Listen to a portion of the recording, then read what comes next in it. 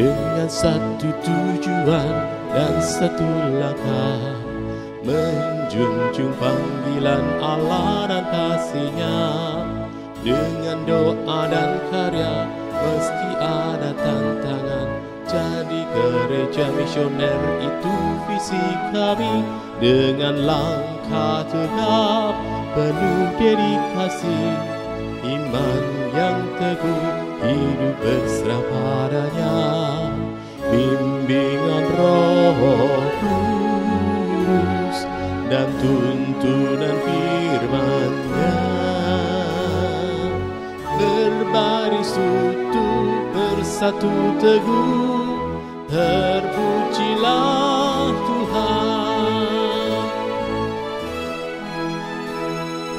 GPT Kristus Alfa Omega ngesel, bersatu bersama bergandengan tangan, mewujudkan visi melalui misi, menjangkau dan memuridkan dan juga mengutus.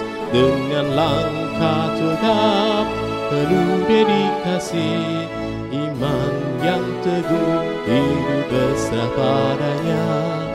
Bimbingan Roh Kudus dan tuntunan firman-Nya,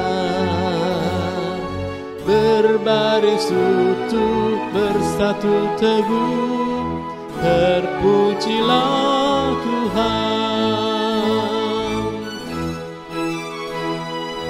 Bersekutu dalam ibadah dan pengajaran, bertumbuh dalam kualitas dan kuantitas, berbagi dalam kasih persaudaraan. Itulah filosofi pelayanan kami. Dengan langkah tegap penuh dedikasi, iman yang teguh, hidup besar padanya. Bimbingan Roh Kudus dan tuntunan firman-Nya, berbaris utuh, bersatu teguh, terpujilah Tuhan. Beranda artinya bertumbuh bersama Anda, kelompokan kecil yang penuh semangat, saling berbagi hidup, mengalami kuasa-Nya, rindu menjadi berkat Tuhan dimuliakan. Dengan langkah tegap penuh dedikasi, iman yang teguh, hidup besar padanya. Bimbingan Roh Kudus dan tuntunan firman-Nya, berbaris utuh, bersatu teguh, terpujilah Tuhan.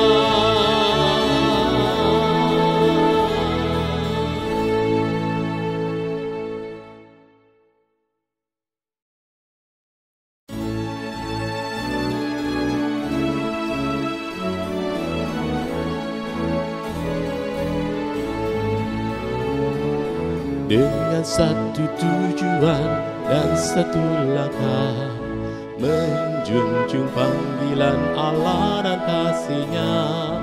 Dengan doa dan karya meski ada tantangan, jadi gereja misioner itu visi kami. Dengan langkah tegap penuh dedikasi, iman yang teguh, hidup berserah padanya. Bimbingan Roh Kudus dan tuntunan firman-Nya, berbaris utuh, bersatu teguh, terpujilah Tuhan.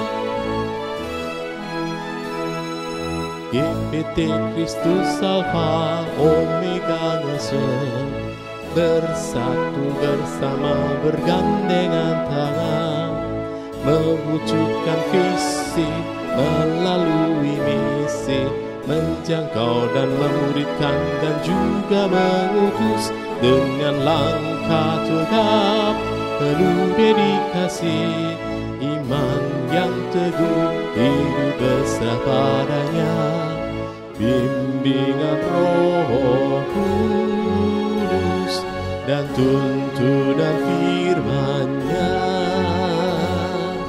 Berbaris utuh, bersatu teguh, terpujilah Tuhan.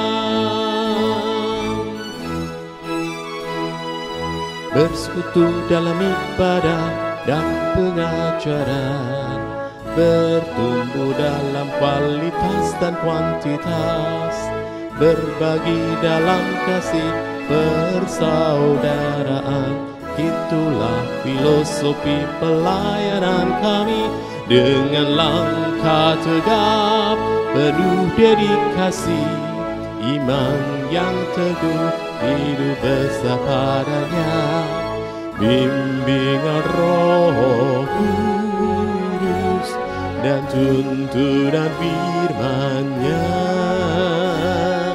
Berbaris utuh, bersatu teguh, terpujilah Tuhan. Beranda artinya bertumbuh bersama Anda, kelompokan kecil yang penuh semangat, saling berbagi hidup, mengalami kuasa-Nya, rindu menjadi berkat Tuhan dimuliakan, dengan langkah tegap penuh dedikasi, iman yang teguh, hidup bersama padanya, bimbingan Roh Kudus dan tuntunan firman-Nya. Berbaris utuh, bersatu teguh, terpujilah Tuhan.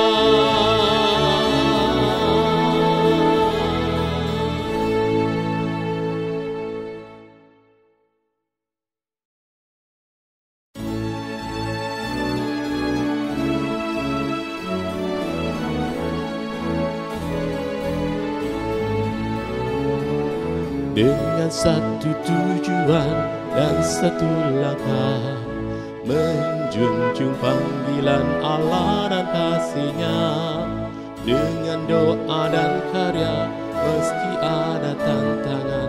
Jadi gereja misioner itu visi kami, dengan langkah tegap penuh dedikasi, iman yang teguh, hidup berserah padanya, bimbingan Roh Kudus dan tuntunan firman-Nya. Berbaris utuh, bersatu teguh, terpujilah Tuhan. GPT Kristus Alfa Omega ngesel, bersatu bersama bergandengan tangan, mewujudkan visi melalui misi, menjangkau dan memuridkan dan juga mengutus dengan langkah tegap penuh dedikasi, iman yang teguh, hidup bersama padanya, bimbingan Roh Kudus dan tuntunan firman-Nya. Berbaris utuh, bersatu teguh, terpujilah Tuhan. Bersekutu dalam ibadah dan pengajaran, bertumbuh dalam kualitas dan kuantitas, berbagi dalam kasih persaudaraan. Itulah filosofi pelayanan kami, dengan langkah tegap penuh dedikasi, iman yang teguh, hidup bersama padanya, bimbingan Roh Kudus dan tuntunan firman-Nya. Berbaris utuh bersatu teguh, terpujilah Tuhan. Beranda artinya bertumbuh bersama Anda, kelompokan kecil yang penuh semangat, saling berbagi hidup, mengalami kuasa-Nya, rindu menjadi berkat. Tuhan dimuliakan dengan langkah tegap, penuh dedikasi, iman yang teguh, hidup besar padanya. Bimbingan Roh Kudus dan tuntunan firman-Nya. Berbaris utuh bersatu teguh, terpujilah Tuhan.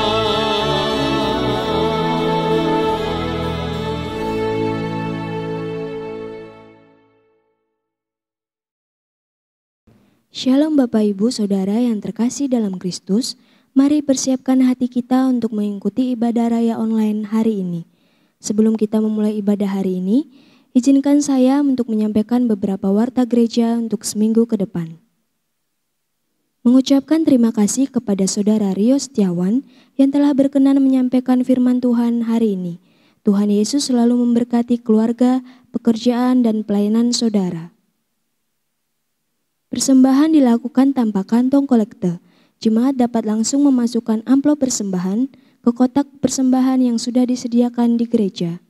Bagi jemaat yang mengikuti secara online, dapat memberikan persembahan melalui transfer bank BCA atas nama GBT KAO Ngeserep, atau melalui scan QR Code yang sudah ditampilkan di YouTube.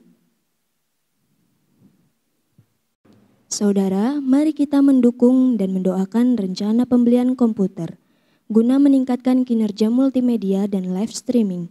Rencana anggaran untuk pembelian komputer adalah kurang lebih 30 juta rupiah. Jemaat dapat memberikan melalui amplop atau transfer bank dengan keterangan untuk pembelian komputer. Adapun spesifikasi yang dibutuhkan sebagai berikut.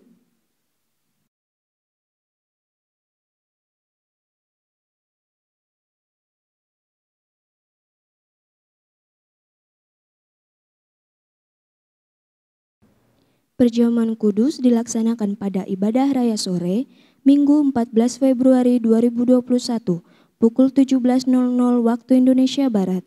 Kepada orang tua, diharapkan menghimbau anak-anak remaja atau teens untuk mengikuti perjamuan kudus sore. Sekali lagi, kepada orang tua, diharapkan menghimbau anak-anak remaja atau teens untuk mengikuti perjamuan kudus sore. Ibadah Raya Minggu 14 Februari 2021 dilaksanakan 2 kali, yaitu Ibadah Raya Pagi pukul 7.00 waktu Indonesia Barat dan Ibadah Raya Sore pukul 17.00 waktu Indonesia Barat. Mohon mendaftarkan melalui link pendaftaran yang sudah ditampilkan di layar sebagai berikut. Pendaftaran dilakukan setiap minggunya dengan kuota 120 orang. Menara doa dilaksanakan secara online pada hari Rabu di minggu kedua dan minggu keempat pukul 19.00 waktu Indonesia Barat melalui aplikasi Google Meet dengan link sebagai berikut. Jemaat dapat mengikuti rangkaian sosial media gereja yaitu Instagram dengan akun @gbtkao_ngeserep, lalu Facebook @gbt_ngeserep, dan YouTube GBT Ngeserep. Bagi jemaat yang belum subscribe, silakan subscribe, like, dan share akun YouTube gereja. Di sini terdapat berbagai video renungan, ibadah, dan program-program menarik yang dapat menjadi berkat bagi kita semua. Sekian pengumuman dalam minggu ini, kami serahkan selanjutnya kepada tim pemuji. Tuhan Yesus memberkati.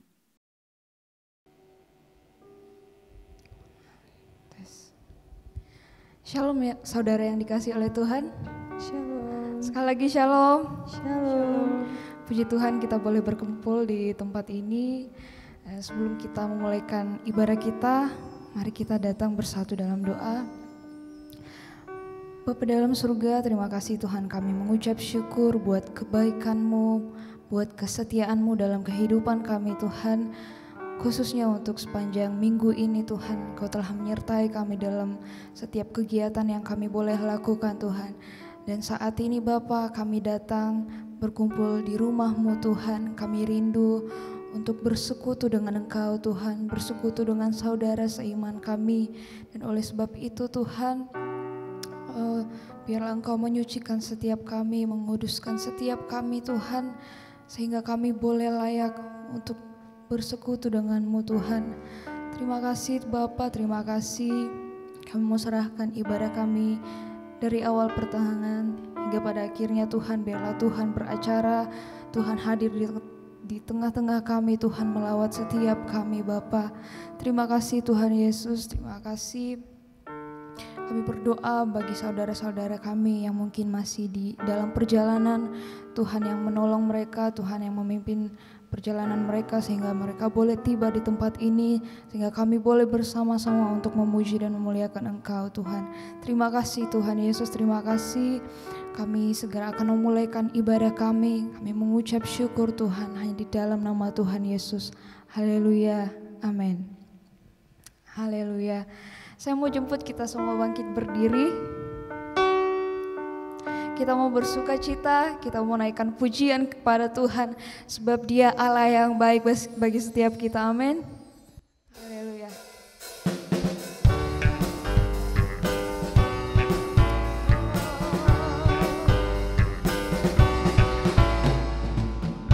Ucaplah dan lihatlah betapa baiknya Tuhan itu, rasakan dan nikmati kasih setia Tuhan. Kencaplah dan lihatlah sungguh betapa baiknya Tuhan kita, betapa baiknya Tuhan itu, rasakan dan nikmati kasih setia Tuhan, kasih setia Tuhan.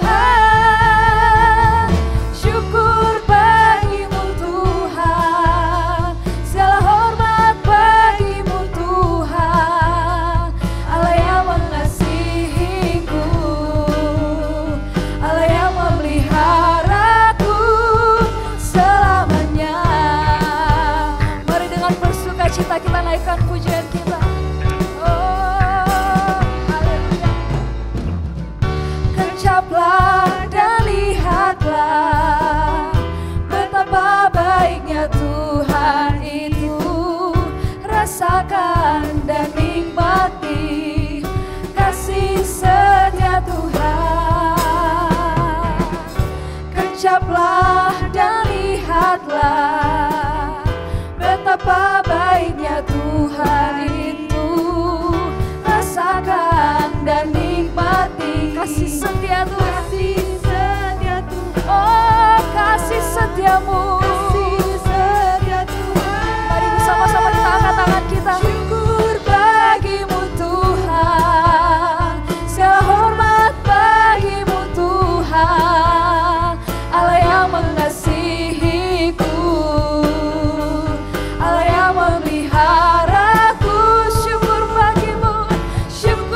bagimu Tuhan, segala hormat bagimu Tuhan,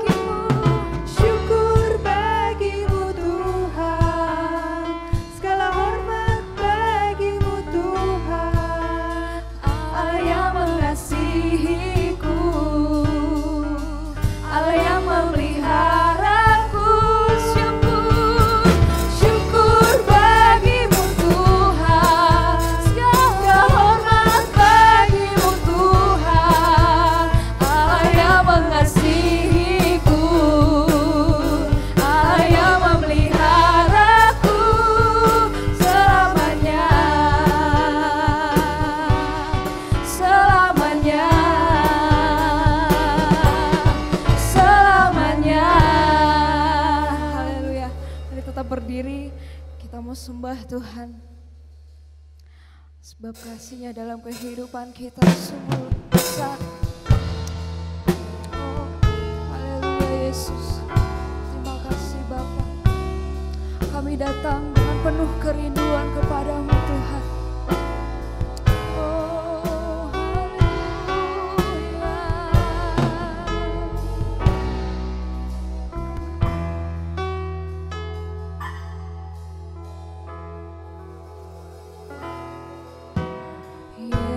Yesus, kemuliaan-Mu, pulihkan hatiku.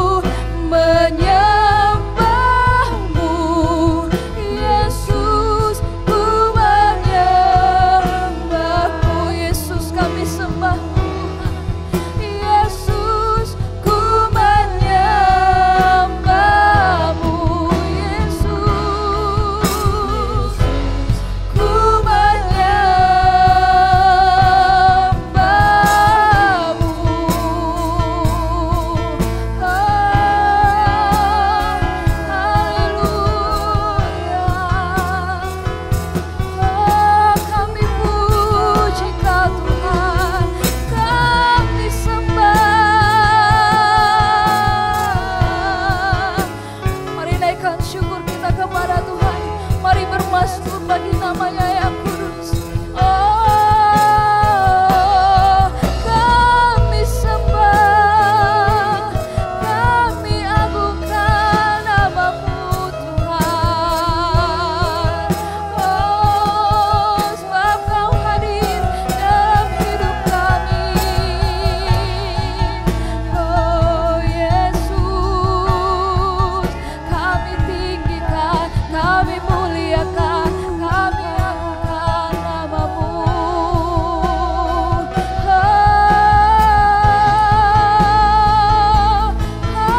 Haleluya, haleluya, haleluya. Dan kami hanya mau memuji-Mu Tuhan. Kami mau agungkan nama-Mu Tuhan. Sebab Kau layak menerima setiap pujian kami.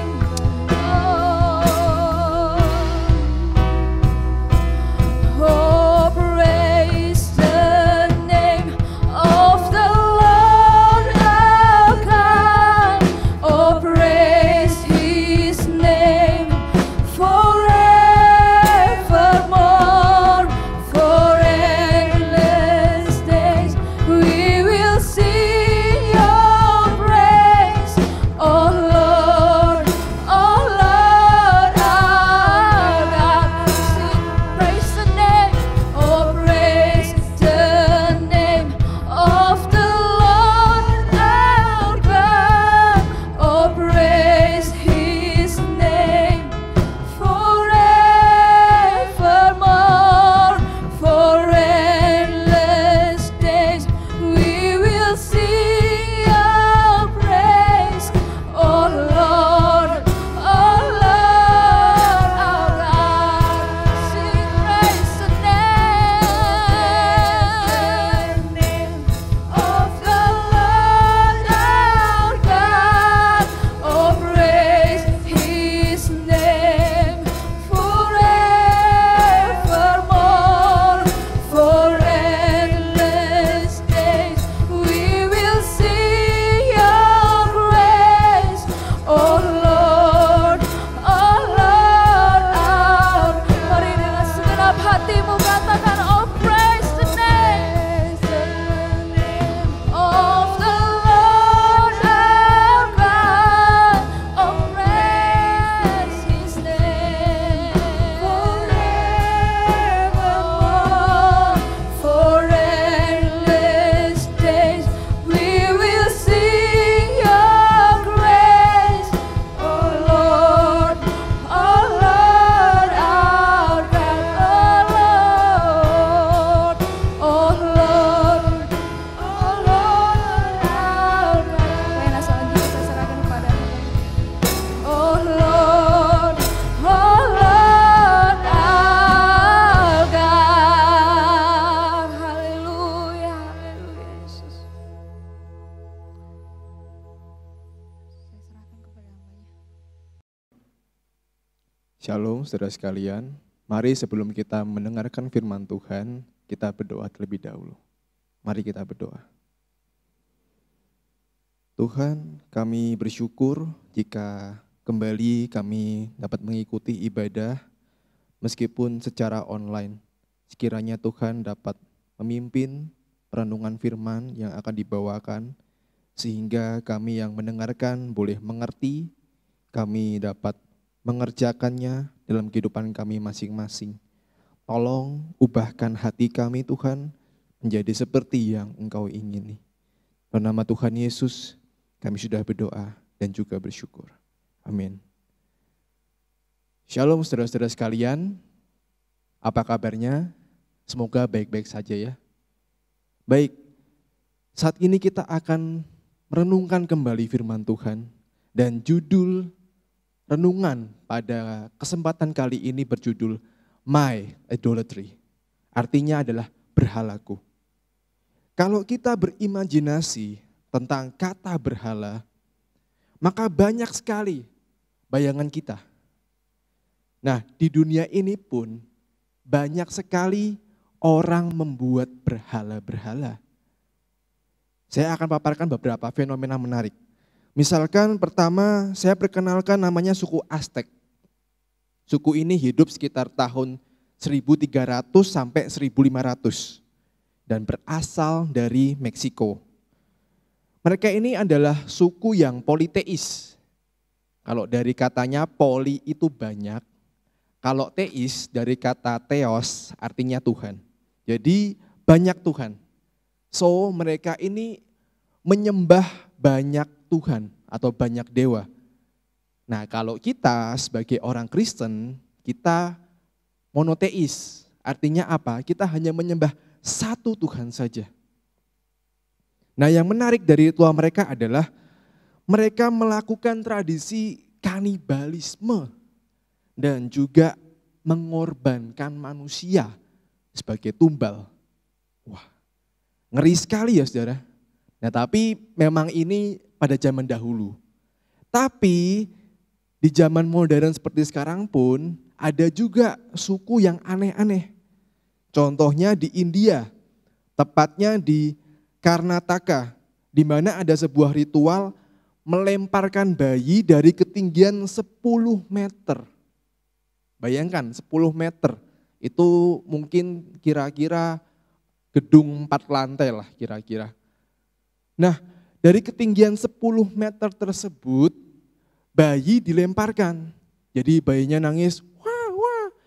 Nah yang di bawah nerima bayi itu, biasanya yang nerima adalah anggota keluarganya. Jadi mereka nerima menggunakan selimut yang tebal. Bayinya nangis demikian rupa, kemudian yang nerima ketika mereka dapat bayi tersebut di selimut mereka, mereka akan bersorak gembira. Yeay, mereka akan senang. Nah tapi coba bayangkan saudara, seandainya menangkap bayi itu tapi terjadi insiden meleset. Nah apa enggak hancur kepala si bayi? Mungkin kita berpikir, kok ada ya orang yang mau bayar resiko seperti itu? Bahkan mungkin mengorbankan nyawa si bayi kalau misalkan terjadi kecelakaan. Jawabannya adalah, ya pasti mau. Karena apa? Karena kalau mereka melakukan ritual tersebut, niscaya konon katanya bayi akan bertumbuh menjadi orang yang sehat. Dan sekeluarga akan diberikan rejeki yang berlimpah. Nah, siapa yang menolak? Di Indonesia pun kayaknya masih ada orang-orang yang mempercayai ritual-ritual yang melaksanakan hal-hal yang aneh. Mungkin mempersembahkan ini, mempersembahkan itu. Bahkan kalau kita sering dengar ya di Gunung Kawi, banyak orang yang mempersembahkan mungkin anaknya atau hartanya. Mereka semua ingin mendapatkan kedamaian. Mereka semua ingin mendapatkan ketentraman. Mereka semua ingin kaya raya. Ada materi yang ingin mereka dapatkan. Jadi inilah saudara yang disebut sebagai penyembahan berhala. Nah sekarang pertanyaannya, apakah hanya mereka yang melakukannya? Atau jangan-jangan saudara sekalian juga melakukannya? Mari kita bahas. Saudara, penyembahan berhala yang kita ketahui biasanya berkaitan dengan patung ya kan? Patung, sesajen dan sebagainya. Seperti di Alkitab juga digambarkan demikian. Di PL kalau kalian pernah membaca dari awal sampai akhir, terutama di kitab Raja-Raja atau di kitab Tawarik, maka saudara akan melihat bagaimana kisah hidup raja yang benar dan raja yang tidak benar. Biasanya dikatakan di Alkitab, kalau raja yang tidak benar, maka mereka akan berpaling daripada Tuhan Allah kita. Mereka akan menyembah ilah-ilah asing. Jadi mereka juga menyuruh rakyatnya untuk menyembah kepada Allah-Allah bangsa lain. Nah di PB itu juga terjadi juga. Masih ada praktik penyembahan berhala. Hal inilah yang juga akhirnya membuat Paulus bersedih. Kita bisa baca di Kisah Rasul 17 ayat 16. Kala itu Paulus menyaksikan sekali banyak berhala di Athena. Athena itu di Yunani ya. Dikatakan demikian, sementara Paulus menantikan mereka di Athena, sangat sedih hatinya karena ia melihat bahwa kota itu penuh dengan patung-patung berhala. Nah, saudara, di sana itu banyak sekali dewa. Ada Afrodit, dewa kecantikan. Ada Ares, dewa perang. Atau Artemis, dewa kesuburan. Saudara, dari hal tentang penyembahan berhala, ada beberapa fakta menarik yang dapat digarisbawahi. Pertama adalah ketika ada penyembahan berhala, maka dapat dipastikan di situ juga ada sesembahan atau mezbah. Dan juga tentu saja ada korban yang dipersembahkan kepada dewa tersebut. Saya kok tidak pernah dengar ada dewa atau ilah yang tulus. Jadi dia enggak minta apa-apa. Dia akan memberikan kepada umat yang menyembahnya itu secara tulus, enggak minta bayaran. Saya kok enggak pernah dengar. Tuhan kita aja juga minta bayaran kan? Karena dosa-dosa kita, meskipun Tuhan kita sendiri yang juga membayarnya melalui kematian putranya. Jadi segala sesuatu yang disembah oleh manusia pasti akan meminta bayaran.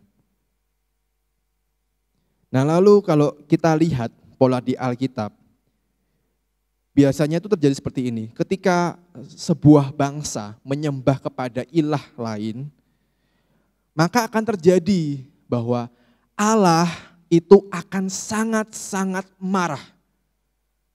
Entah itu akan mendatangkan tulah atau malapetaka, Allah pasti tidak akan menyetujui perbuatan penyembahan berhala. Kita dapat pastikan itu. Ini menjadi sebuah formula yang pasti. Ingat bahwa Allah kita itu Allah yang pencemburu, bos. Ia adalah Allah yang tidak ingin diselingkuhi. Karena apa? Karena kita umatnya itu adalah miliknya. Siapa yang tidak marah? Apalagi sifat beliau yang di surga ini cemburuan. Pasti sangat-sangat posesif kepada setiap kita. Ia tidak ingin kita menyembah ilah-ilah lain. Masalahnya adalah Allah kita itu gak suka dengan hal tersebut. Kita dapat buktikan ketika suatu kali bangsa Israel mengadakan persatuan kepada bangsa lain. Kala itu bangsa Israel menikah dengan perempuan Moab. Nah, orang-orang Moab itu juga punya sesembahannya sendiri, namanya Baal Peor. Karena mereka bersatu dan ada dua Allah di situ, maka otomatis bangsa Israel terseret juga. Mereka terpengaruh untuk ikut menyembah Allah yang namanya Baal Peor itu. Akibatnya apa? Ketika Allah mengetahui hal tersebut, sontak Allah sangat marah sekali. Kita bisa lihat di Bilangan 25 ayat 3-4. Di sana dikatakan bahwa para kepala atau pemimpin bangsa ditangkap, bahkan digantung loh saudara di tempat terang. Supaya apa? Allah meminta hal tersebut supaya murka Tuhan dapat surut. Bayarannya sangat-sangat mahal ya, sangat-sangat ngeri ya. Makanya kita harus tahu bahwa orang yang cemburu itu akan sangat-sangat marah dengan hebatnya. Saudara kalau pernah lihat di acara-acara reality show, kayak misalkan dulu Termehe-mehe, ada orang yang ngelabrak pacarnya yang sedang selingkuh, maka pacarnya ini akan melabrak dengan begitu sadisnya. Entah itu ditampar pipinya, atau mungkin dilempar pakai air sirup ya kan. Pokoknya ia akan sangat-sangat marah, ia akan bertindak dengan spontan karena rasa cemburunya tersebut. Nah kalau manusia aja seperti itu saudara, apalagi Allah kita. yang sudah tidak dapat dibantah bahwa Allah kita itu adalah Allah pemilik hidup kita. Pasti Allah akan sangat marah kalau kita juga selingkuh kepada ilah-ilah lain.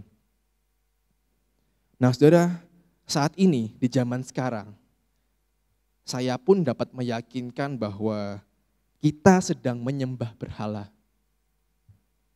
Hanya saja bentuk dari berhala tersebut mungkin bermutasi kian samar. Jadi berubah, gak kayak mungkin zaman dahulu patung, dewa dan sebagainya. Tapi lewat hal-hal yang kian samar ada di sekeliling kita. Percaya gak saudara bahwa kita ini sedang membuat kuil kita masing-masing dalam diri kita. Kita mendirikan tinggi-tinggi bait itu dan kita memuja dewa yang kita senangi. Saya sendiri tidak tahu apa yang saudara sedang sembah. Karena beda orang, otomatis beda penyembahannya. Hanya saudara sekalian yang mengetahuinya. Saya beri contoh ya. Di zaman sekarang itu sedang populer untuk mendambakan sematan good looking atau berpenampilan bagus, cakep gitu kan. Orang berlomba-lomba untuk merawat dirinya, terlalu memikirkan proporsi badannya, menyembunyikan hal yang jelek di hadapan orang. Sangat sedikit loh sekarang orang yang berani untuk menunjukkan flaws atau cacat kepada orang lain. Kadang saya juga gak ngerti ya dengan orang-orang yang kadang saya jumpai. Ketika kita lagi ambil foto, ada aja orang yang bilang, aduh pahaku kelihatan gede, lenganku kelihatan gede. Biasanya sih yang ngomong kayak gini kaum wanita ya, saya kok gak pernah lihat kaum Adam yang ngomong kayak gini. Nah dengan pertanyaan seperti itu, kadang ini saya heran, apakah orang-orang yang mengatakan demikian tidak pernah bercermin? Sehingga ketika mendapati hasil fotonya, mereka kaget. Loh kok gede? Loh itu kan memang punya kamu. Kamu kan juga harusnya sering bercermin kan, sering melihat itu kan. Kenapa kok jadi kaget? Nah kadang orang bersikap seperti itu. Nah kalau kita sudah terlalu insecure, kita terlalu mendambakan hal good looking tersebut, maka bisa jadi kita ini menyembah dewa Afrodit atau dewa kecantikan.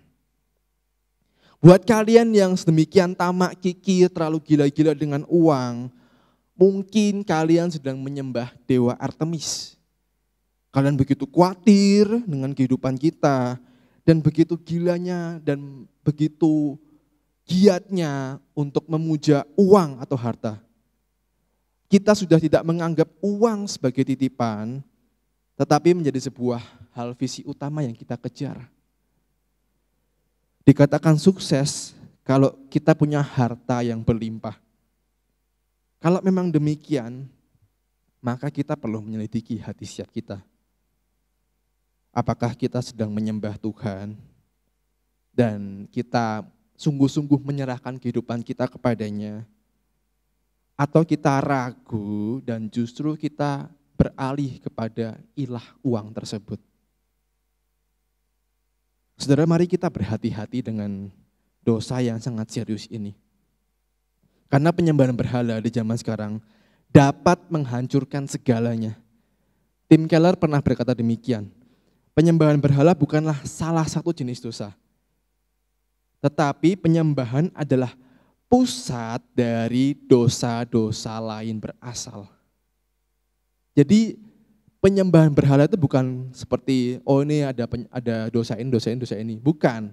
Tetapi penyembahan berhala itu pusatnya sehingga melahirkan dosa-dosa yang lain. Karena itu kita harus berhati-hati.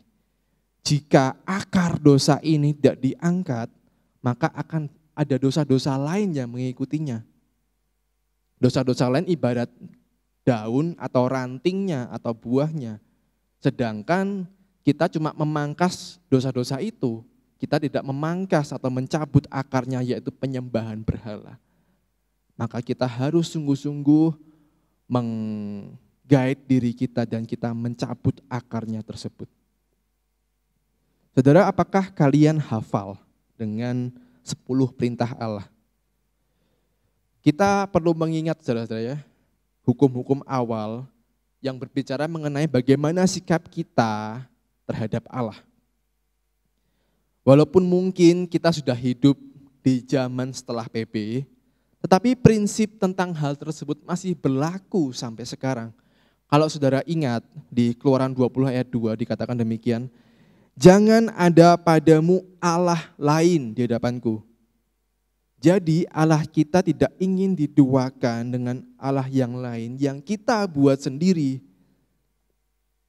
Saya tuh jadi teringat saudara, ketika kisah anak lembu emas itu ada di Keluaran 32. Jadi waktu itu Musa sedang naik ke Gunung Sinai ya kan. Waktu itu Musa sedang hendak menerima 2 loh batu dari Tuhan. Kemudian dikatakan bahwa kala itu Harun yang sedang dipasrahkan umatnya Israel itu di bawah di kaki Gunung Sinai, mereka malah menyembah ilah lain. Kala itu Harun menyuruh para orang Israel untuk menyerahkan anting, perhiasan, dan sebagainya. Kemudian perhiasan-perhiasan tersebut diolah sedemikian rupa untuk dijadikan apa? Patung lembu emas. Padahal dikatakan di 10 perintah Allah, jangan padamu Allah lain.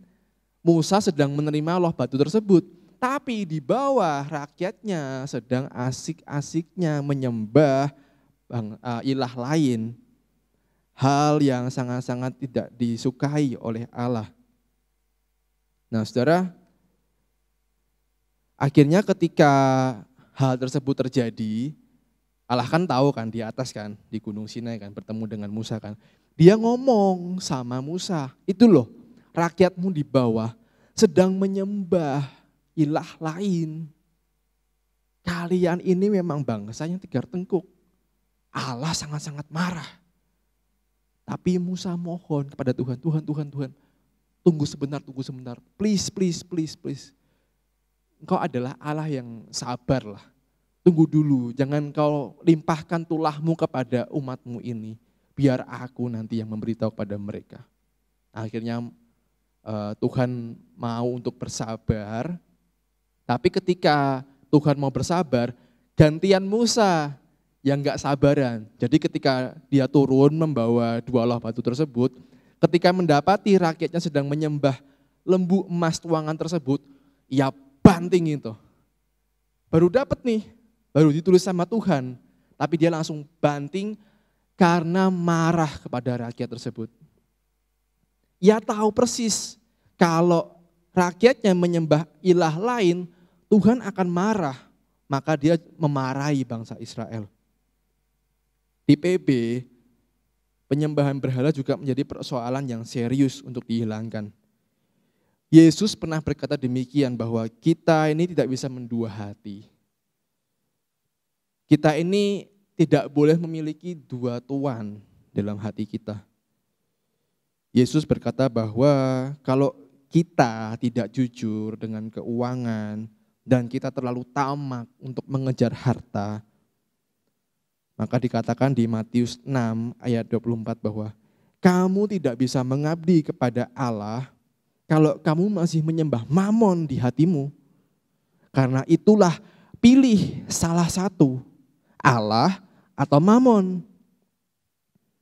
Pilihlah salah satu, Allah yang kita izinkan bertahta di hati kita, saudara. Jangan ada yang lain. Kita cuma disuruh memilih. Sebenarnya hal yang sangat-sangat gampang ya kan.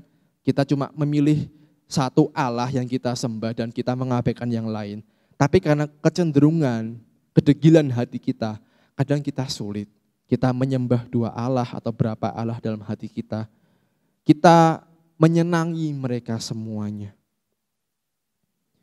Saudara, selain itu hal yang dilakukan oleh para tokoh Alkitab adalah dengan ekstrim menghancurkan berhala-berhala sembahan mereka. Seperti yang dilakukan oleh para raja Israel. Kalau kita baca Alkitab, di kitab Raja-Raja atau Tawarik, dikatakan bahwa di situ biasanya ada semacam pengelompokan antara raja yang benar dan raja yang jahat di mata Tuhan. Kalau raja yang tidak benar, itu akan terjadi pola yang demikian. Jadi misalkan raja ini, Yerobeam atau Rehabeam atau siapa, ia melakukan apa yang jahat di mata Tuhan. Mereka yang tidak benar akan mendirikan tugu berhala dan mezbah persembahan untuk dewa-dewa lain. Sedangkan mereka yang hidup benar, maka Alkitab akan memberikan keterangan di awal demikian. Raja ini, raja siapa misalkan ya, ia melakukan apa yang benar di mata Tuhan. Kita bisa melihat contoh-contohnya ya, misalkan ada Raja Yosafat, Asa, Yosia, Hizkia, Amasya dan sebagainya. Mereka biasanya cenderung untuk menghancurkan tugu-tugu sembahan berhala tersebut dan membuangnya. Di zaman PB pun Paulus meminta kita untuk menjauhkan berhala. Dikatakan di 1 Korintus pasal 10 ayat 14.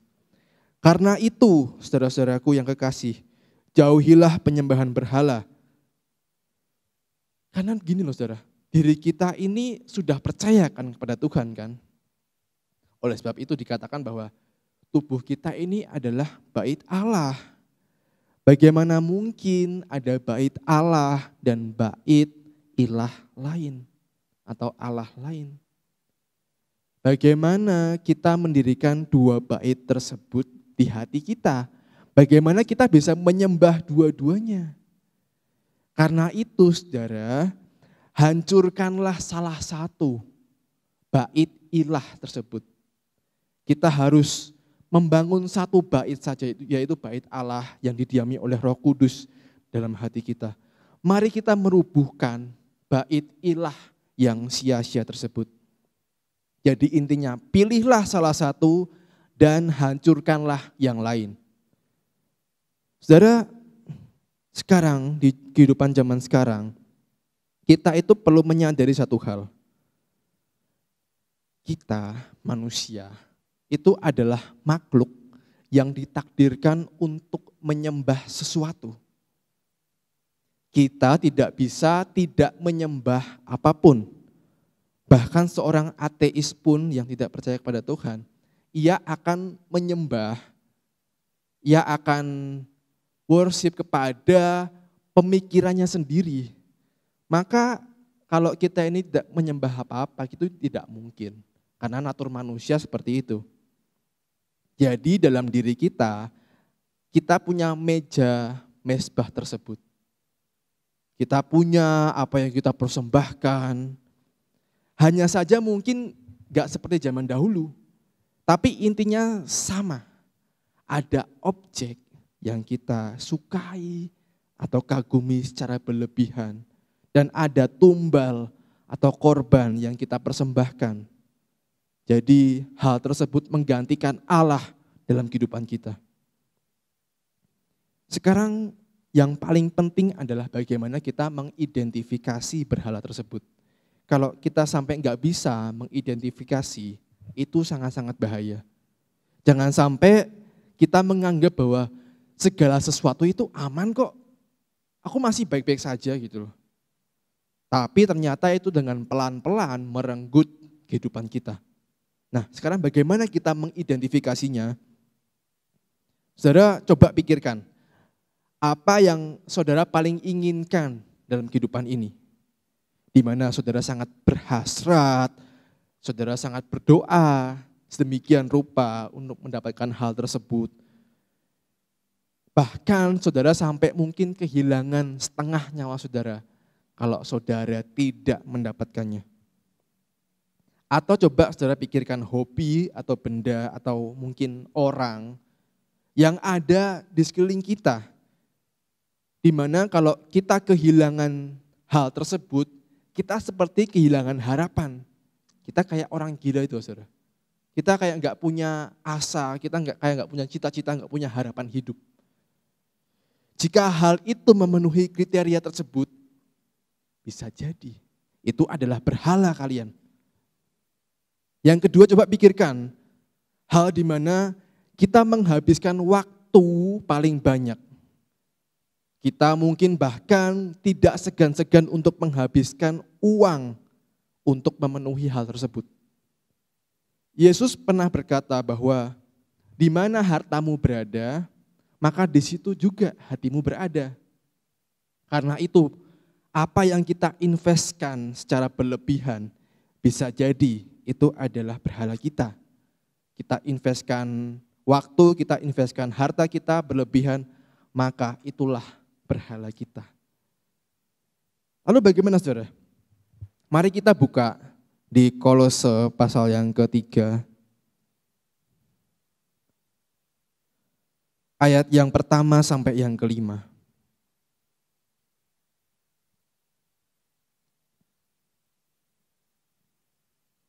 Kolose 3 ayat yang pertama sampai yang kelima.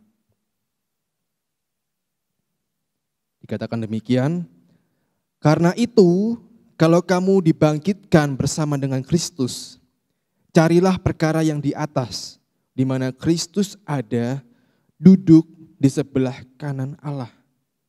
Pikirkanlah perkara yang di atas, bukan yang di bumi. Sebab kamu telah mati dan hidupmu telah sembunyi bersama dengan Kristus di dalam Allah. Apabila Kristus yang adalah hidup kita menyatakan diri kelak, kamu pun akan menyatakan diri bersama dengan Dia dalam kemuliaan. Karena itu matikanlah dalam dirimu segala sesuatu yang duniawi, yaitu percabulan, kenajisan, hawa nafsu, nafsu jahat, dan juga penyembahan. Dan juga keserakahan yang sama dengan penyembahan berhala. Mari kita mengubah cara berpikir kita. Sekarang taruhlah mindset kita bagaimana kita ini mewujudkan kerajaan Allah di tengah-tengah bumi ini. Persedikitlah merenungkan hal yang kurang penting, saudara. Rencanakan kehidupan kita yang sebentar ini untuk mengerjakan karya bagi Allah kita. Buang segala tindakan yang cuma memuaskan keinginan atau hasrat kita. Kalau zaman dahulu ya, para raja saja berani untuk menghancurkan tugu-tugu berhala yang sebenarnya sangat indah. Mereka nggak segan-segan membuang itu semua. Tapi mengapa kita kadang sulit untuk melakukannya? Karena itu yakinlah, mari kita lakukan tindakan yang lebih berani, lebih ekstrim untuk membuang berhala-berhala tersebut. Jadikanlah berhala-berhala itu sampah. Singkirkanlah apa yang menjerat hati kita dan sambutlah Kristus sebagai harta kita yang sesungguhnya. Matikanlah saudara segala yang cemar, nafsu kita, kenajisan dan termasuk penyembahan berhala. Jika kita tidak berhenti untuk memikirkan hal tersebut, maka kita juga sedikit untuk memikirkan hal-hal surgawi. Otak kita, pikiran kita terlalu dipenuhi dengan hal-hal duniawi, hal-hal yang kurang penting. Maka pikirkanlah perkara yang di atas.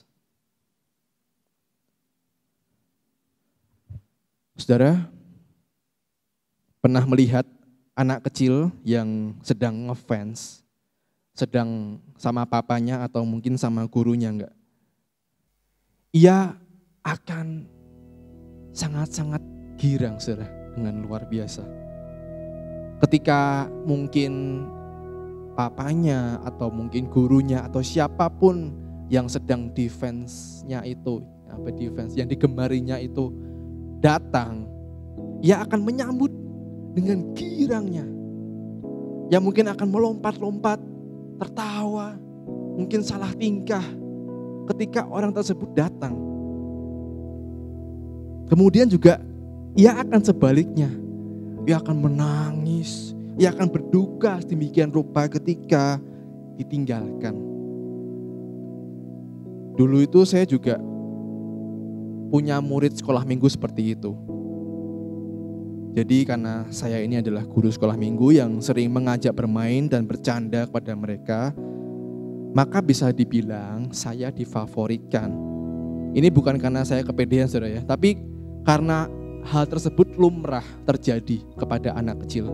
Ketika mereka masih kecil, biasanya mereka akan memfavoritkan gurunya atau orang tuanya atau orang-orang yang dapat menjadi teladannya, yang dirasa menyayanginya. Mereka akan mencari figur yang menyenangkan untuk dikagumi. Nah, saudara, jadilah seperti anak kecil tersebut yang begitu tulus, yang begitu polos, yang begitu girangnya memfavoritkan hal yang disenangi itu sampai-sampai melupakan hal yang lain. Saudara, sekarang mari kita mengagumi Allah lebih lagi. Kita cintai Dia lebih dalam. Love Him like never before. Pautkanlah hati saudara sekalian kepada Dia. Sebab hanya Tuhan yang layak menerima penyembahan kita. Hanya Dia yang pantas untuk dikagumi dan menerima apa yang kita miliki. Kalau orang dengan tulus mencintai sesuatu, tanpa disuruh ia akan memberikan segalanya. Bahkan mungkin mendapatkan rintangan, hambatan, ia akan tetap terus berjuang memberikan segalanya, bahkan mungkin dirinya sendiri.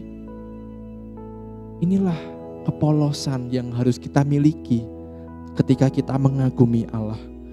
Mari kita singkirkan hal yang lain selain Allah. Mari kita tenggelam dan puas di dalam kasih Allah yang begitu menyayangi kita, saudara.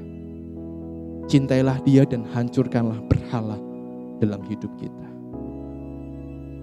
Mari kita merenungkan firman ini sejenak. Kita di tempat masing-masing, mari kita introspeksi kepada kehidupan kita masing-masing saat ini. Saat ini mari kita terbuka di hadapan Allah. Bagaimana sih kita memperlakukan Allah kita? Apakah kita cuma datang ketika kita lagi butuh, ketika kita lagi sedih, ketika kita lagi galau, takut dan sebagainya? Tetapi begitu kita senang, kita mendapatkan hal yang beruntung, kita melupakan Allah kita. Saudara pernah pikirkan jika Allah diperlakukan seperti itu? Itu sangat-sangat sakit, saudara. Tidak ada orang di dunia ini yang ingin diperlakukan seperti itu, termasuk Allah kita. Karena itu saudara, mari kita sungguh-sungguh mencintai Dia lebih lagi. Janganlah mencintai hal-hal yang lain di luar Allah kita. Mari kita berdoa. Tuhan, kami bersyukur jika kami boleh diingatkan melalui firman-Mu yang menegur setiap hati kami, Tuhan. Sehingga kami dapat mengidentifikasi hal-hal yang kami senangi, tetapi bukan Engkau. Ajari kami Tuhan untuk kami mencintai Engkau lebih dalam lagi. Ajari kami Tuhan untuk kami mengagumi-Mu lebih daripada hal-hal yang lain di dunia ini. Tolong kami ketika kami mungkin melenceng, ketika kami mungkin menyukai hal-hal yang lain, agar kami selalu mengingat-Mu Tuhan. Biarlah kami dapat memikirkan hal-hal yang di atas dan bukan hal-hal yang kurang penting di dunia ini. Tuhan, inilah kehidupan kami, para pemuda-Mu yang sedari dini Engkau sudah panggil menjadi alat-Mu. Yang sedari muda usia kami dapat mengenal Engkau. Biarlah kami dapat terus memiliki kerinduan dalam hati kami. Kami memiliki hasrat yang tidak pernah habis untuk mencari Engkau dalam kehidupan kami. Tolong biarlah Roh Kudus-Mu yang membimbing kami Tuhan, supaya nanti sampai akhirnya kehidupan kami dapat terus berjalan mengiring Engkau. Biarlah hati kami dapat terus setia Tuhan mengikuti-Mu. Tuhan, kami juga berdoa untuk setiap hal yang kami kerjakan saat ini, untuk studi kami, untuk pekerjaan kami yang kami sedang geluti. Tuhan, di tengah segala kesulitan yang kami hadapi, biarlah kami dapat bergantung sepenuhnya kepada Engkau. Biarlah kami dapat diingatkan bahwa Engkau adalah Allah pencipta kami. Engkau Allah yang menyediakan pertolongan kepada setiap kami, Tuhan, umat-Mu. Ajar kami untuk dapat berserah. Ajar kami, Tuhan, untuk dapat terus memasrahkan kehidupan kami. Biarlah kami dapat mengerjakan hal yang terbaik dari diri kami dan menyerahkan hasilnya kepada Engkau. Tuhan, berkati Tuhan untuk keluarga kami, untuk kesehatan kami.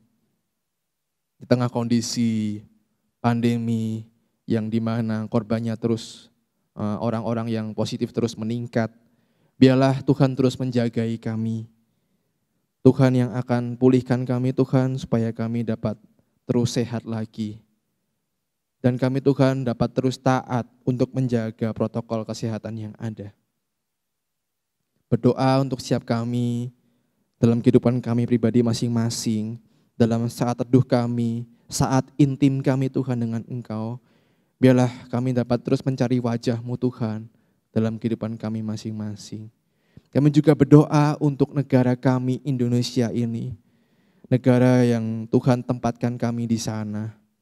Tuhan, biarlah Tuhan boleh untuk memberkati bangsa ini. Tuhan boleh memerintah melalui jajaran presiden, wakil presiden, anggota dewan yang ada. Biarlah segala kebijakan yang dilahirkan itu dapat menghasilkan kesejahteraan bagi kami, bangsa Indonesia ini. Biarlah kami, rakyat Indonesia, dapat hidup sejahtera di tengah segala kesulitan yang ada.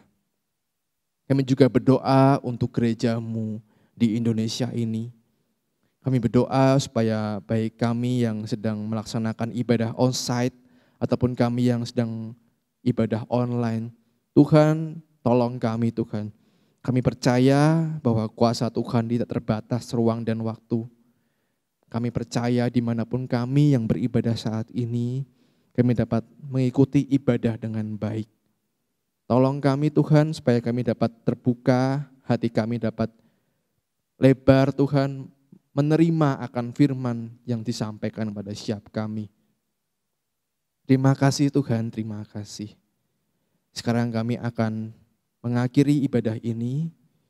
Kiranya berkat dari Allah Bapa, Putra-Mu Yesus Kristus, dan juga Roh Penghibur, Roh Kudus, dapat terus menyertai kehidupan kami hari lepas hari, dari sekarang sampai selama-lamanya. Amin. Tuhan Yesus memberkati kita sekalian.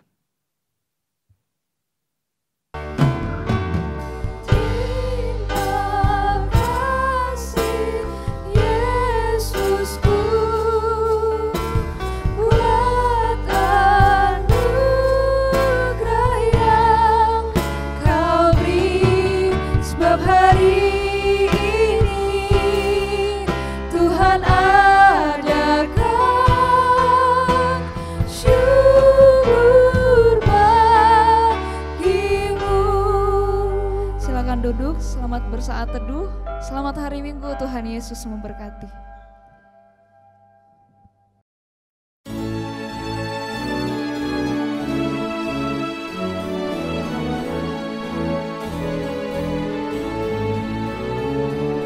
Dengan satu tujuan dan satu langkah, menjunjung panggilan Allah dan kasih-Nya. Dengan doa dan karya meski ada tantangan, jadi gereja misioner itu visi kami. Dengan langkah tegap penuh dedikasi, iman yang teguh, hidup berserah padanya. Bimbingan Roh Kudus dan tuntunan firman-Nya. Berbaris utuh bersatu teguh, terpujilah Tuhan. GPT Kristus Alfa Omega ngesel, bersatu bersama bergandengan tangan, mewujudkan visi melalui misi, menjangkau dan memuridkan dan juga mengutus dengan langkah tegap penuh dedikasi, iman yang teguh hidup besar padanya, bimbingan Roh Kudus dan tuntunan firman-Nya. Berbaris utuh bersatu teguh, terpujilah Tuhan. Bersekutu dalam ibadah dan pengajaran, bertumbuh dalam kualitas dan kuantitas, berbagi dalam kasih persaudaraan. Itulah filosofi pelayanan kami, dengan langkah tegap penuh dedikasi, iman yang teguh hidup besar padanya, bimbingan Roh Kudus dan tuntunan firman-Nya. Berbaris utuh bersatu teguh, terpujilah Tuhan.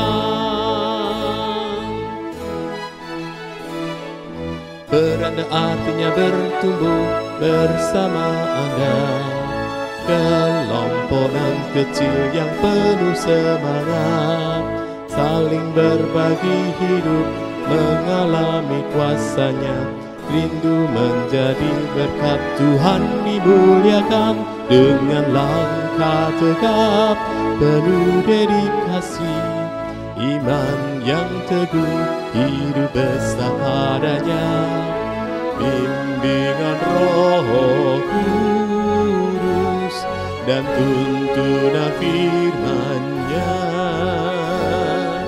Berbaris utuh bersatu teguh, terpujilah Tuhan.